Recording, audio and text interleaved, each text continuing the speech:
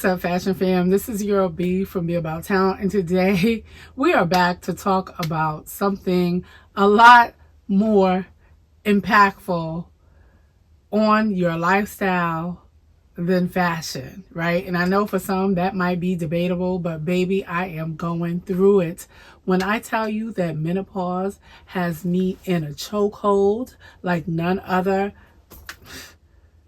words can't articulate. My behind is in a vice grip. This heifer has me in a vice grip. So we're going to talk about it. I don't know, but I'm hopeful that this might be helpful to some other people. This is not going to be any medical advice. This is not going to be any advice really to you. I'm just here to have a girlfriend to girlfriend chat because I have been going through it. And I wanted to share in a community in case some other people are going through it. I can only speak for myself, what things have helped me in the struggle, because while menopause is natural, it's a part of a woman's natural life cycle, it's not natural to suffer. And so if we can do some things to help kind of lessen those things, we're going to talk about it. And again, like I said, hopefully this is helpful to some of you. Okay, well, I would be remiss, and it would be apart from the natural educator in me, if I didn't define what menopause was. It is the natural cessation of your menstruation. After 12 consecutive months, you don't have your period, you are entering menopause. Before that, of course, you are in perimenopause, but some people just get right to the nuts and bolts of things.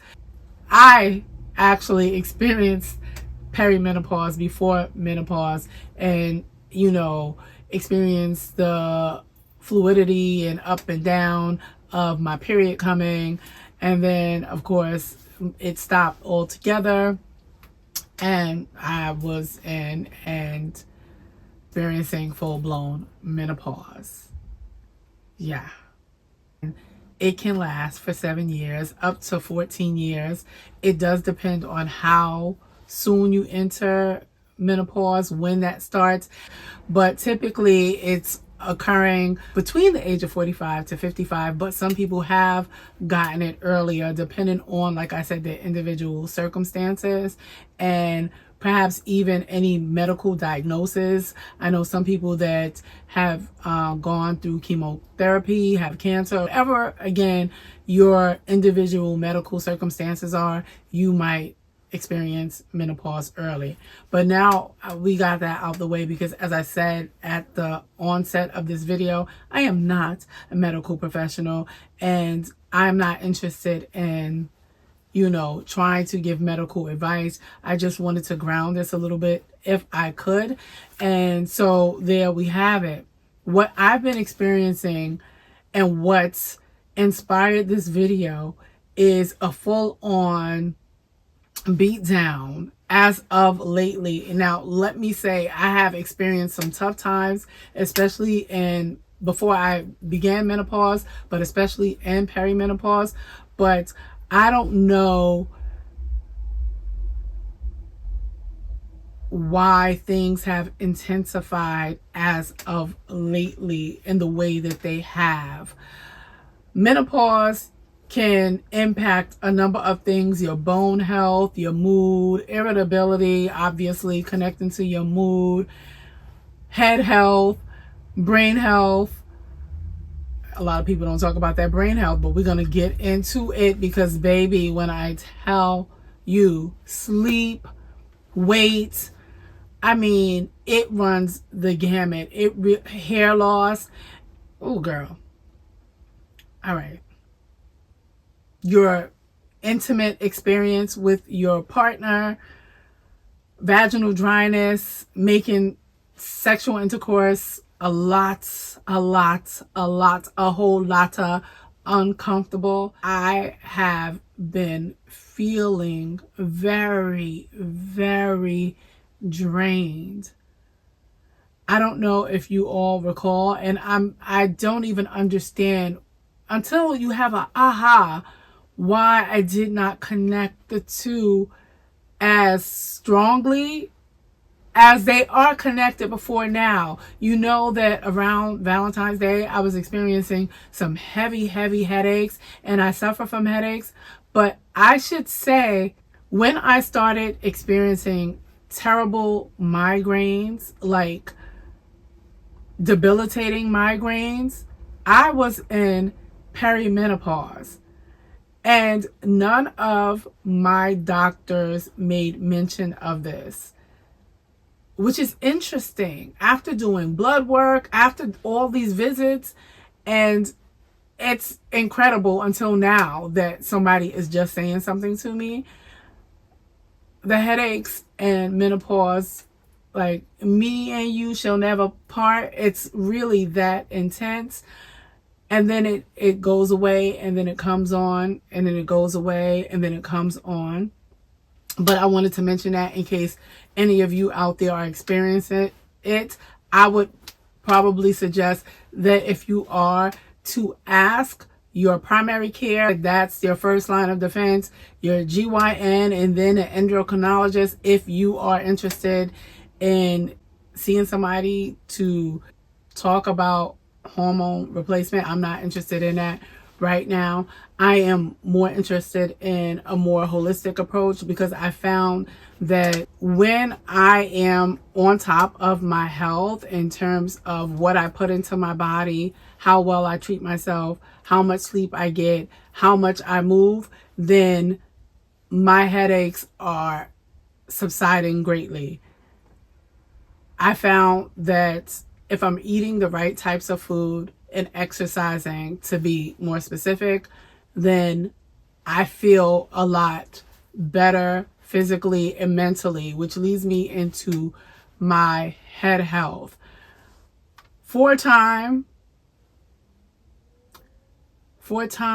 and even still, but I feel like I'm coming out of the forest a bit, but I still have bouts of brain fog that are just like incredible. That's the best way I could even begin to explain. Incredible brain fog where I can't even remember that my keys are in my hand, and I'll start running around frantically looking for my keys or my cell phone.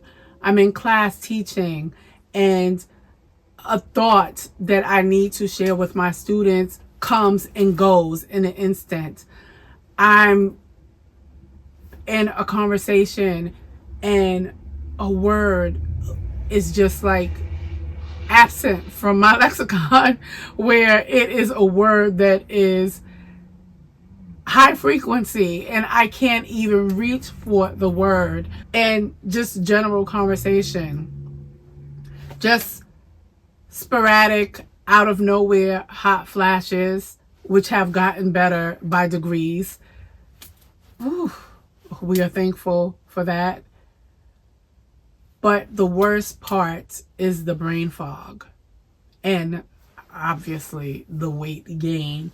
And since I've gotten back on to trying to manage my weight better, even though I had a few slips, so at one point I got a little too thin, and I don't want to be like, have this concave look to me, but I've been trying to keep on top of my weight.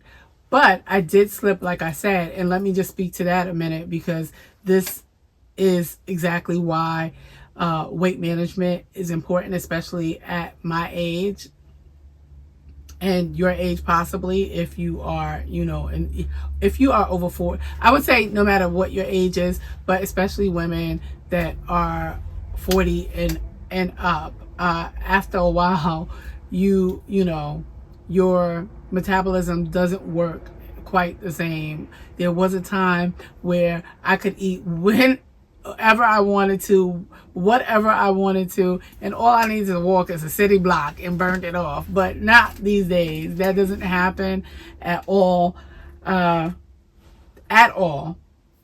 unless I am managing my weight in a realistic way. again, I need to reel something back, because when I say realistic, I realistic for my age, because I find that what worked for me, like I just said, in my earlier years doesn't work now. And what I did then was realistic for how old I was. Right now, it just doesn't. What has helped me, and it's, this again is not an indoctrination. What has worked for me in terms of, even in a word, kind of like balancing my mood swings, irritability, brain fog, and all of those things, right? Hot flashes, is diet and exercise. And I'm not talking about heavy duty exercise either. I mean, just moving my body and walking. I'm a walker anyway. I can walk anywhere. I've always been that way. Walk, walk, walk. It's just not a thing to me. And especially that I work in New York by Central Park. I love the park. It doesn't matter if it's dead in the winter either. I just love being in the park. I love nature. And so I love, like, moving outside, being outdoors. I love people watching. And so those things work for me. I found that since I got back into walking, it's done a whole lot for my sleep patterns as well, giving me some level of clarity. And then, of course, my diet. If I am eating what I should be eating on a more consistent basis, I've noticed that I have a lot more clarity. It really, really helps with the brain fog, like really dissipating and not being so heavy on me. I will say that when I speak to the realistic part, it means that I can't negotiate eating poorly, where I might have been able to do that in my younger years, which is why I said that was realistic for that age. But for this age, it's not realistic for me to just eat a bunch of carbs from sun up to sundown 7 days a week and then expect to feel good and look good and all of those things. But I think now it makes more sense, I guess that's what I'm getting at, for me to expect not to have as many carbs in my diet, especially not bad carbs, right? Processed foods and the like. And I mean, who doesn't love carbs? I don't know anybody, even the most fit people in the world love carbohydrates.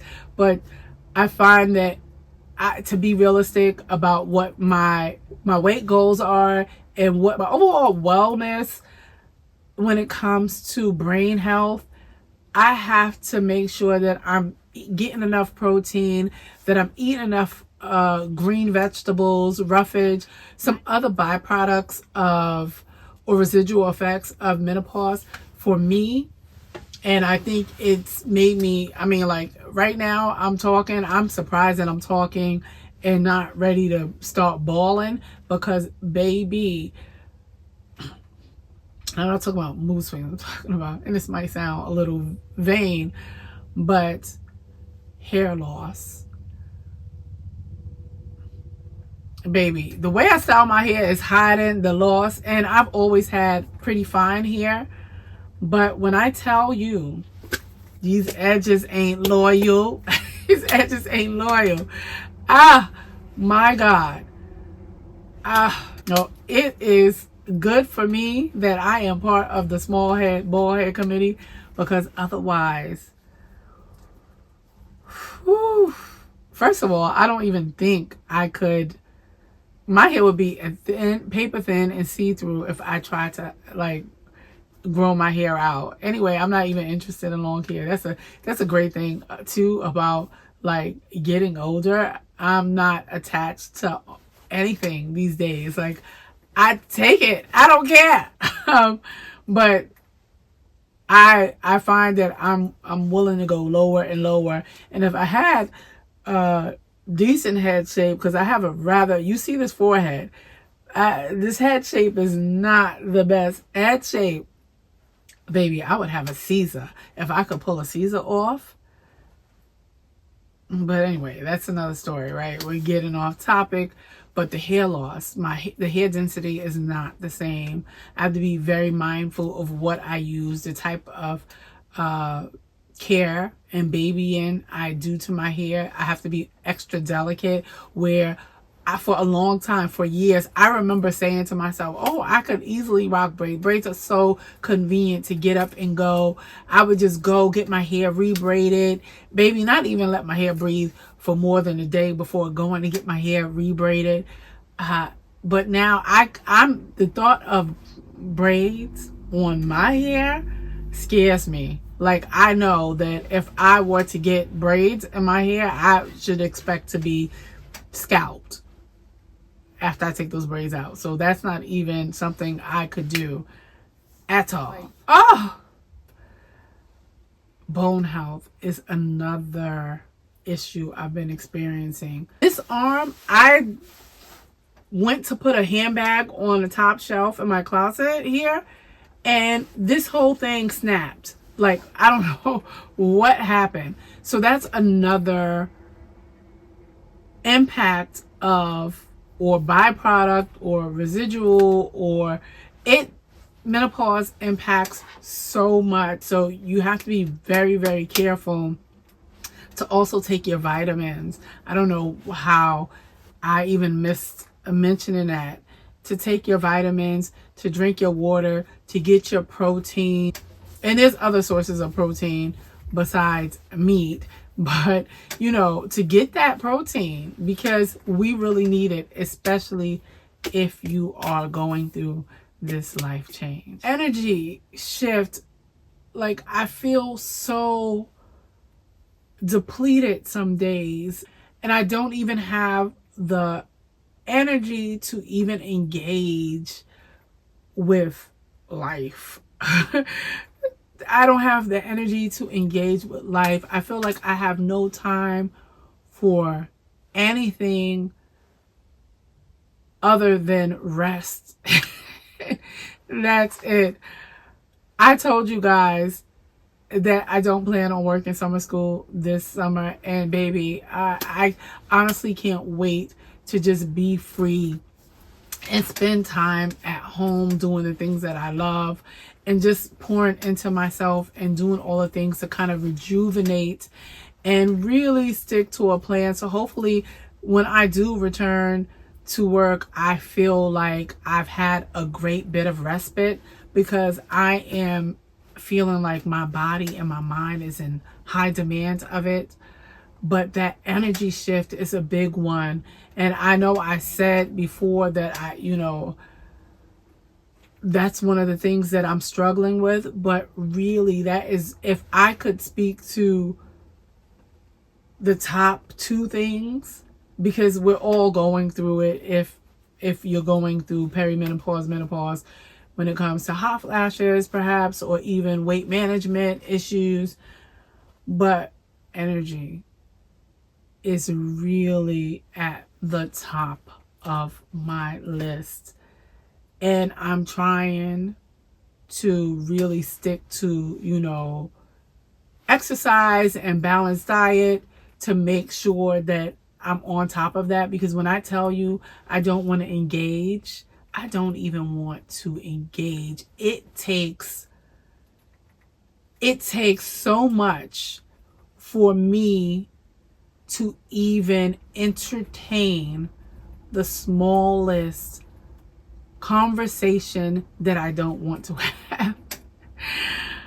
And what I mean by that is just like small talk. I'm not somebody that engages in a lot of small talk. I feel like small talk is a waste of damn time.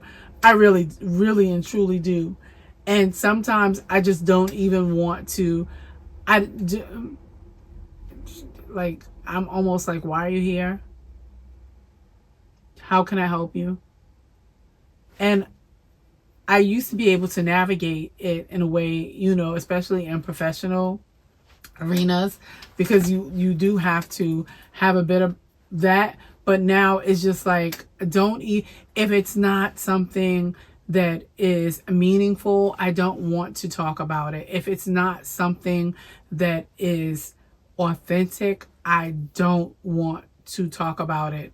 If it is not something that is going to feed me, something I could chew on, then I don't want to engage it. I don't want to do it. I don't want to engage it. Leave me alone. And I know it has a lot to do with my mood as of lately, but that's where I am with it. All right, we're going to end the video there. Please remember to like, share, consider subscribing. If you care to, consider subscribing.